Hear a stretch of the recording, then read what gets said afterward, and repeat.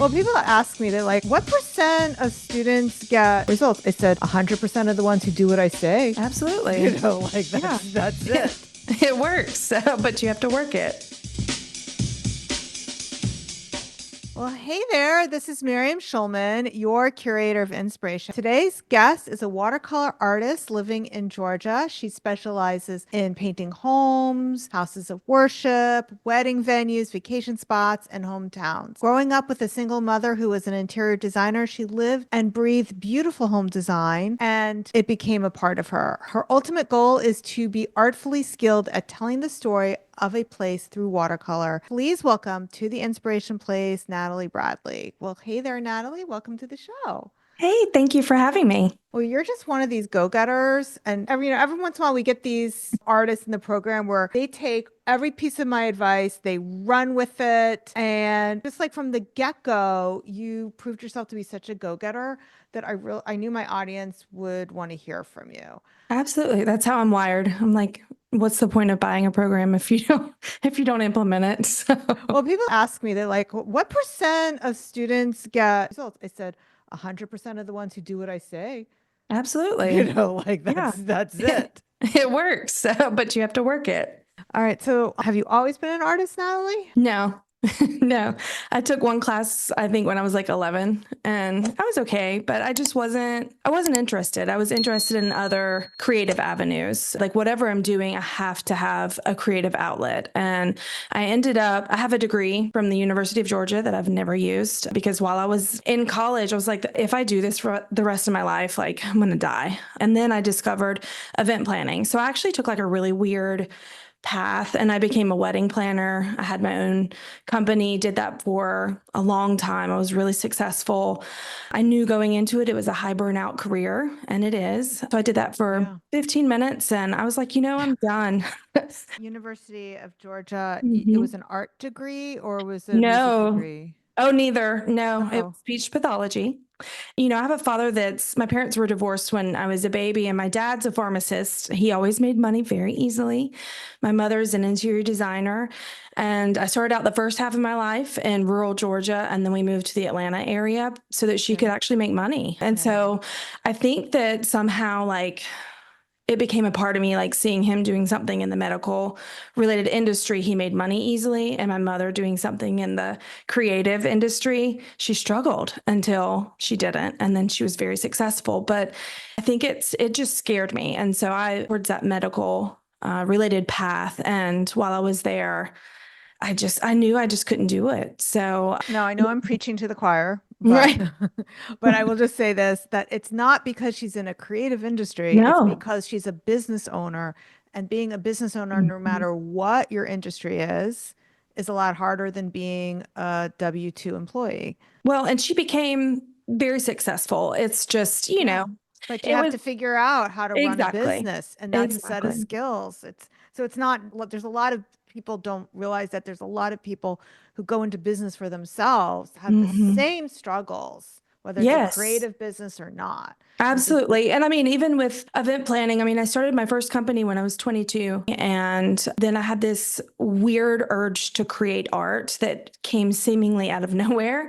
I cannot explain it. And I had no training, no idea what I was doing. I just started painting. And I mean, like the first pieces were horrible. They no longer exist. But I loved it. I got frustrated sometimes. And, I was comparing myself to people that had been doing it for years, but I just kept taking classes and working with local artists and, learning what to do, what not to do, and just kept at it, kept at it, kept at it. And then finally one day I wanted to paint my own house and it clicked. It was the weirdest thing. And I was like, oh, duh.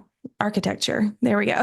Like that's my thing. So I love it. I absolutely love capturing homes and wedding venues and churches and temples and whatever those special places are. The older, the better, because the architecture to me is more interesting and the older architectural styles. And I love it. I love studying the different things. So it's and you been a also fun do a journey. lot of local scenes too, Yes. right? Because I spent Yes. some time on your website. Yeah, I do a lot of, I call them community watercolors, and Oh, those I love that. become those are my best sellers because Of I sell course. prints of them and I can make, off of one piece of artwork because my business model is a little different from a lot of the other people I've met in the program. I mostly sell off of prints and I do commissions as well. But, one community, whether it's a college campus or a town or a city, I can make thousands of dollars off of one. It's neat because I get on social media and I ask people, what places do you want to see in your town or on your campus?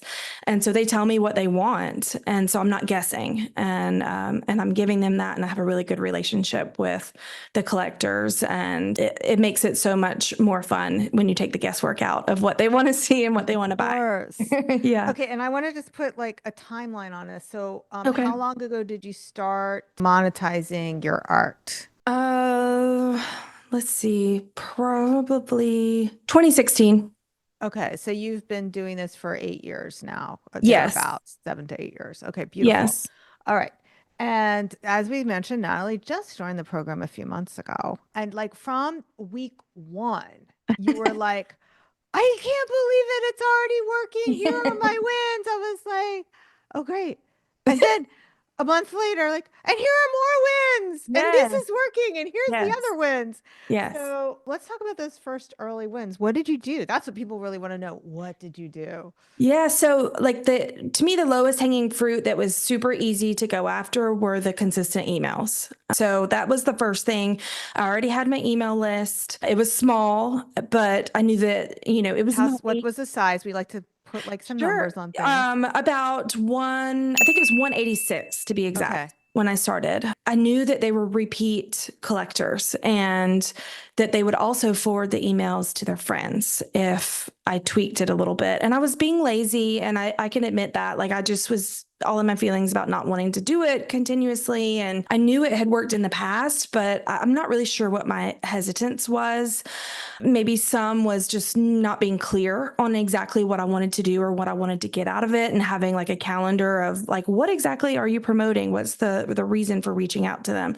So then once I got that on the calendar and I was just following, I can't remember what it is that you give us when we're in the program, but it's that roadmap of, the order that you take. And so that's all I did. So I The started, success plan. yes, which, hello, obviously it works. It's successful. Yeah. So I send emails every Tuesday. And so I just noticed it was seriously like the first email that I sent out, but it had more clarity. It had, a note for me at the top, call to action, and like events that I'm showing up, and all clickable, easy. I tested it, made sure everything was good, did the subject line the way that you suggest that you do it, made it feel like, like a newspaper or magazine article title that kind of, drew you in. And I had about $500 sales off of that one email, like multiple people, because again, they're mostly prints. But with a teeny tiny list, like that's really Yeah. good. No, That was that's really good. very That's really excited. good. And so that Yeah. motivated you to Yeah. You add just keep names to your going. list That's as right. well. Like Yeah. what is your list grown to now? I have just under 500 now. I'm not sure what the exact Fantastic. number is, but yeah, I've done a few like paid ads on social media to give them a call to action to come to my website and sign up for my emails. Not saying sign up for my emails, but actually giving them Yeah. something that they want. And Yeah. then I do 3 large markets. I'm going to do more next year, but 3 large markets in the fall. And so I used your little magazine style email sign up cards, and that worked a lot better than the clipboard way that Of I've done in the course. past, because that privacy piece that you talked about is so true. And I mean, they didn't even think about it. And I even put the physical mailing address, and I cannot believe how many people gave me their whole address. Yeah. Like, Yeah. these are strangers. And they were like, oh, we're so excited. We can't wait to hear from you. So I'm going to also send them postcards occasionally, Yeah. invite them to my open studios and things like that I'm planning for the spring. So that was huge. And let's see, the next thing that was really big. Oh, we did the perfect pitch competition within the different accountability pods. Yeah. And Let me just pause for a oh, moment sure. because you and I know what we're talking about. But my listeners aren't all in the incubator program. So I started accountability pods in 2024, which was in time when Natalie joined. And so what is the name of your pod, Natalie? We're the Sherman Squad. The Sherman Squad. Very nice. So that one's named after Cindy Sherman, who is a photographer. And all of them, they're not all named after female artists, by the way, in case anyone's wondering, but it is a diverse group like of artists. Like I made sure men, women, black, brown, everything. Okay. So the accountability pods, they're groups of 5. You meet the same time, same day, every week with the same Mhm. people so that you can build trust with each other. And you're going to tell me a little bit more about the pods in a moment, but I just want to make sure the listeners know what this is. Yeah. And I was doing the challenges every month, and then somebody let me know, you know what, Miriam, I don't think you need to do these every month. They're not even challenges. They're contests because the winners of each contest actually get prizes. Yeah. So it for some people, if that really helps push them to know that they're going to win something. The one that Natalie's about to tell you about is the perfect pitch was to get people to create a press release for themselves so that they can use it to get features or get on podcasts or whatever it is they need to do. Okay, now that they have the background, tell us about your perfect pitch experience. Yeah. So the irony was, I was like, oh, I don't have time to do this right now. I'm so busy.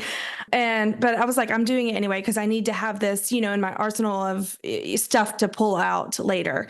So, I created it. I actually pitched, I think it was like for basically like a Southern Living style magazine because that's my target market. And so I Yes, decided it to go is. after, like that kind of podcast. And so things always work out for me like this. It never fails. So sent it in. We didn't win, but it was okay. We were all, even though I'm a highly competitive individual, I was okay with it. But I think it was a week or two later, I had a brand new market that I was participating in, and it's huge. And it was like the first time I've ever done this one. And we're setting up, like, I'm seriously sweating. Like, I look like a hot mess. I've got like a t-shirt on, sweatpants. Like, we are lugging all of our stuff in and setting up our 10 by 20 space. And my husband and my daughter, my 17-year-old daughter, are there and they work with me. And we see this news anchor from our area walking back and forth with his cameraman, and no one will talk to him. Like everybody is like, you can watch them. They're like, Hiding. yeah, like they immediately Hiding. look at the Yes. ground. And I do community development work, my day job right now, and public relations work. And so I'm like, this is ridiculous. And I'm looking at this man and I'm like, no, this is so dumb. And, and I'm not afraid to do things on the fly because I'm used to it. So I saw him and I said, hey, we watch you every day on the news. Because I was thinking perfect pitch, like, make him feel really good about himself and, Yes. make sure that he understands, like, I'm local. A lot of Yes. people come from all over the country for this market, so I was thinking like, okay, what can I do to get his attention? And so I was like, we just love you so much. You're so down to earth and you're great. And we're so glad to have you in the area. Didn't you come here from Texas? So I started like, And you really new. showed them how Yeah. you knew about Yes. their show. Yeah. I mean, because he's Yes. like walking by me as I'm saying this, and he's like, yeah, yeah, yeah. So then he does like a U-turn and comes back. And I didn't realize that they had come back. I was like, okay, well, it's fine. I made a connection. It'll come back later. And so my husband sees him and he starts talking to him and he goes, so would you be willing to do a live interview with me, like on the air for the news, like in 15 minutes? And my husband said, no, but she will. This is her company. It's not mine. And Yeah. so he goes, oh, would you? And I was like, I mean, I look horrible, but if you'll like make me look somewhat Right. better. If you add Yeah. some AI filters. Like, if you will help me. Right. So, my daughter is like shoving art in my hands. She was like, Mom, hold this so that people know what your art looks like. And I'm like, God, you are so well trained. I love you. Yes. And She's had her media training. yes, she's Yes. amazing. And so I'm holding my art and he interviews me. And I kid you not, like the first person, and we're like literally the first booth when you walk in to this giant market. And I'm talking like there's tens of thousands of people that come through in 3 days. The first woman that comes through goes, I saw you on the news last night and I'm here to buy my church painting because you mentioned that you had Macon area churches and mine has to be one because it's like one of the oldest. I was like, yes, ma'am, it's right here. She bought almost $500 worth of prints and ornaments. It was crazy. And over the course of the weekend, I had at least 50 people come up to me and they said, we were looking for you because we saw you on the news. I That's mean, amazing. so yeah, so that was just like one of those moments where I was like, oh, I love Miriam so much. Like, it was just great. Because if I hadn't practiced it, I don't think that I would be as good on my feet, Right. You knew what the elements were for Right. pitching so that even though this wasn't an email pitch, a written pitch, you knew what needed to be Yes. there. And it works the same. Yes, it It works the does. same. So, and I made it about him first and he told me what he needed me to say and I stayed on point and I didn't ramble. I mean, we literally had 20 seconds. So I knew Yeah. I couldn't, deviate. I mean, that was incredible. And then we had way more say. I mean, it was just everything has just been like click, click, click, like just falling into place. It's been incredible. We have an art gallery that's about 30 minutes away. I've never put my work in an art gallery because I'm not a classically trained artist. So I've had this weird, like, I'm not really afraid to do things. Like I always act in spite of fear. However, and I don't even know if it's a fear thing. I think it's more of an insecurity thing where I was like, well, I'm not a classically trained artist. So I don't know It's if, imposter syndrome. right. Yes. Newsflash, it never goes away. Yay. The higher you go, it's like I'm just waiting for people to find out I'm a fraud Yeah. and I don't Yeah. deserve this. So especially women have it more than men, but I think men have Yeah. it too. Yeah, I could see that. So, I mean, there was a call for small artworks, and I had 3 originals that I made specifically for these markets instead of them being commissioned like my originals normally are. And so, I'm looking over here and I'm like, I have 3 originals that are just sitting in my art studio. Like, it would be great if I could get paid for them. And so, I had to send her pictures of the artwork, and you could submit up to 3, and they would let you know what they would take. And she said, I want all 3. And I mean, I was like, what? Okay. I was trying to be all cool. Like, Yeah, that's wonderful. of course you want. Obviously you do. Right, obviously. So, and then, we had to go get them framed and, take it and drop it off. And I went to my very first like reception at the gallery and met all these people. And then my husband, while I was doing another market, he was dropping off more artwork because they accepted more for the next show coming up. And I said, I need you to go look and see if there's a red dot next to any of my artwork because I hadn't heard anything. So I just assumed that meant I hadn't sold anything. And I was like, it's okay. It was my first one. Well, I sold stuff. Like I just got the check like legitimately like 45 minutes before you and I got on this. So I'm just like, this is so much fun. It's great. And it's just so much fun. And people are starting to come up to me in the grocery store. I'm like, I have to wear makeup to Publix now when I go because people are like, you're Natalie Bradley. You're the artist from Perry. And I'm like, hey, but it's from the emails and from TV and from all these crazy things that are happening as a result of putting myself out there like over and over and over again. I'm glad you finally said as a result of, because before you're saying, oh, these things always happen to me. But no, they happen because you're the type of person who puts the work in and does the things, and you're not afraid to, okay, maybe it won't work out. Right. But a lot of the times it does. So, yes. And you've made this happen. This isn't luck.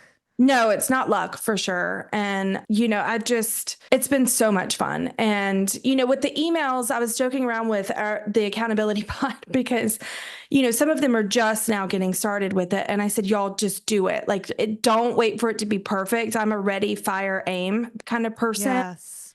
And I said, tweak it later because I'm telling you, like it blows my mind every week when I send these emails, they respond and they think I'm sending it because a lot of my clientele, they are over 50 years old, over 60 years old. And so these collectors, they will respond to my emails and say, you are so sweet to invite me to fill in the blank or, that's right. Like my mom forgets that this email goes out to 20,000 people and she's like, oh, I can't make it that, she acts like it's just to her. Yes. Like, that's what they'll say. Oh, I have but that's because like in my MailChimp, her name is Sarah. It says mom in the name field. It says mom. So it says Yes. dear mom. So she thinks I wrote it just for her, Oh, I love like, that. Yes. But I mean, it's the personalization and making sure that you write everything to your person and not in a way that they collective. feel like that Yes. you're writing to one person. You're Yes. not saying, hey guys. Yes. And I Yeah. pretend, I have my person in my mind that I'm thinking about when I'm writing to her. Yeah. Because if I don't do that, inevitably say like, hey, y'all, or something like that, Right. and then it's like, we're out of here, so they're not vested in that email anymore. So it makes it so much more fun to do the work when you know that it's going to return your investment, whether that's time, money, all of the above. It makes it fun. Like I feel like a little kid, like what's going to happen next? It's a joy to be able to, do those things. And I'm working towards, it'll be my full-time endeavor again. I'm a business owner at heart. And so some days it's very hard for me to go do my day job. But my husband and I were just having a conversation and I was like, look at the numbers. Like this Yeah. can happen. Like this can This is happen real really money we're soon. talking Yeah. about. Yeah. Yeah. So that is fun and it helps fill in the gaps of, the calendar when it's going to be slow and that you don't have those sales. I can go ahead and forecast and say that's when I need to do an open studio or that's when I need to fill in with, let's see if I can get a feature in a magazine, forecasting out or something so that it can help drive those sales and not have that feast or famine feeling as an artist. And And I'm that sure you're makes all going the to difference. send pictures of your artwork for some of these upcoming market to the local newspapers because Yes. Yeah. with the as seen on whatever the name of that TV show, Right. that Right. should be Exactly. everywhere, right? Natalie, Right. all over your Yes. website, as seen Yes. on.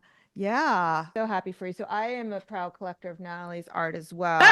That's I right. love your VW bus. And what else did I get from you? You might have gotten the love bug I too. did. Yes. I I'm obsessed with did. stickers. I'm also obsessed with bulldogs. So if you come out, I mean, okay, this is really the hypocrisy though, Natalie knows.